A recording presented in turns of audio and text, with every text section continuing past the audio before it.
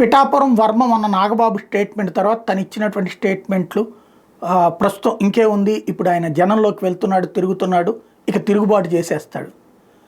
ఇది ఒక ప్రచారం. బేసిక్గా వర్మ రాజకీయాలు వదిలి పారిపోడు కదా, రాజకీయ సన్యాసం తీసుకోడు కదా, తెలుగుదేశం పార్టీ నుంచి వెళ్ళిపోడు కదా. తన నియోజకవర్గంలో బలంగా ఉండాలంటే పోనీ వేరే ఆల్టర్నేటివ్ ఏమైనా ఉందా? నియోజకవర్గాల పునర్విభజన జరిగేదాకా వెయిట్ చేయాలి ఆయన. నియోజకవర్గాల పునర్విభజన జరిగి తన ప్రాంతంలో ఇంకొక నియోజకవర్గం తనకి బలంగా తయారైతే ఓకే.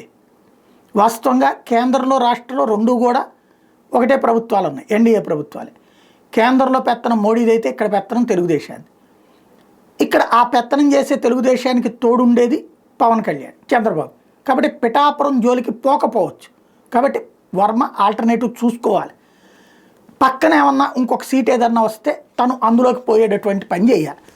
ఎందుకు అప్పుడు లేదా తెలుగుదేశం వ్యూహాత్మకంగా పిఠాపురంలో కాపులు ఉన్నటువంటిది 40-50% అంటారు కదా, లేదా 60% అని కూడా అంటారు కదా, దాన్ని రెండుగా డివైడ్ చేసి అటు 30 ఇటు 30 ఉండేటట్టు చేస్తే అప్పుడు ఒక కాన్సెప్ట్ అవుతుంది. అట్లాంటిది ఏమన్నా జరుగుతుందా అంటే అవన్నీ బాధ్యతగా మాట్లాడుకునే అధినాయకత్వంతో చేస్తే కుదురుతుంది తప్పించి విడిగా సాధ్యం కాదు. ఇంకోటి పవన్ కళ్యాణ్ అక్కడ ఉండగా అట్లాంటి చీలిక ప్రయత్నం చంద్రబాబు చెయ్యరు. ఇంకోటి ఆయన తిరుగుబాటు చేసి ఏం సాధించాలి, ప్రస్తుతానికి ఎక్కడికి పోవాలి. ఇంకోటి ఆ నియోజకవర్గంలో అందరూ కూడా ఖచ్చితంగా మిగతా 20 నియోజకవర్గాల్లో జనసేన మాట చెల్లుబాటు కావట్లేదు, కానీ అధికారులు పిఠాపురంలో మాత్రం జనసేన మాటే చెల్లుబాటు అవుతుంది.